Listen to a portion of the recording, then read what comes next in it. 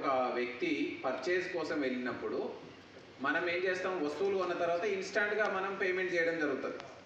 వీళ్ళు ఏం చేస్తారంటే ఇన్స్టాంట్గా పేమెంట్ చేయకుండా అక్కడ ఉన్న యూపీఐ స్కానర్ని ఫోటో క్లిక్ చేయడం జరుగుతుంది. ఆ ఫోటోని ఎవరైతే వీళ్ళ కాన్స్పిరసీలో ఉన్నటువంటి వ్యక్తి ఎవరైతే ఉన్నారో అవుట్ సైడ్ ఉంటారు, మేబీ షోరూమ్ అవుట్ సైడ్ ఉండొచ్చు, మేబీ అదర్ స్టేట్లోనే ఉండొచ్చు, ఇంకా అది మనకు ఫర్దర్ ఎగ్జామినేషన్లో తెలుస్తుంది. అతను పేమెంట్ చేస్తాడు.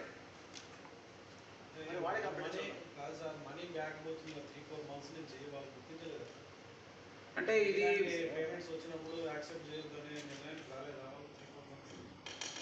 ఇక అది ఇప్పుడు వాళ్ళ దృష్టికి వచ్చింది కాబట్టికనే మనకు కంప్లైంట్స్ రైజ్ చేసినారు.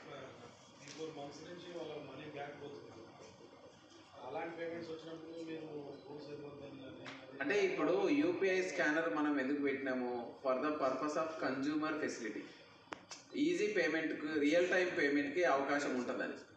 కానీ దీనిలో ఉన్న చిన్న డ్రాబ్యాక్ ఏంటంటే ఎప్పుడైనా రైజ్ చేసుకోవచ్చు, 3-4 డేస్ తర్వాత కూడా రైజ్ చేసుకోవచ్చు గూడ్స్ డెలివరీ అయినాక.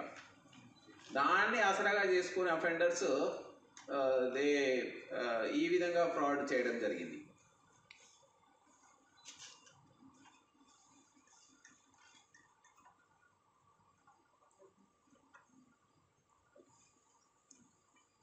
ఇందులో మనకు సైబర్ అంటే ఐటీ ఆన్లైన్ పేమెంట్స్ ఉన్నాయి కాబట్టి ఐటీ యాక్ట్ కూడా ఇన్వోక్ చేయడం జరిగింది. దీన్ని పకడ్బందీగా ఇన్వెస్టిగేషన్ కంప్లీట్ చేసి ఇందులో ఆ యూపీఐ పేమెంట్స్ చేసిన వ్యక్తులతో పాటుగా వాళ్ళ వెనకాల ఉన్న వ్యక్తులు ఎవరైనా ఆర్గనైజ్డ్ వేలో ఉన్నట్లయితే మనకు ఫర్దర్ ఇన్వెస్టిగేషన్లో తేలితే వాళ్ళ మీద కూడా మనం ఆ చట్టాల ప్రకారం చర్యలు తీసుకోవడం జరుగుతుంది.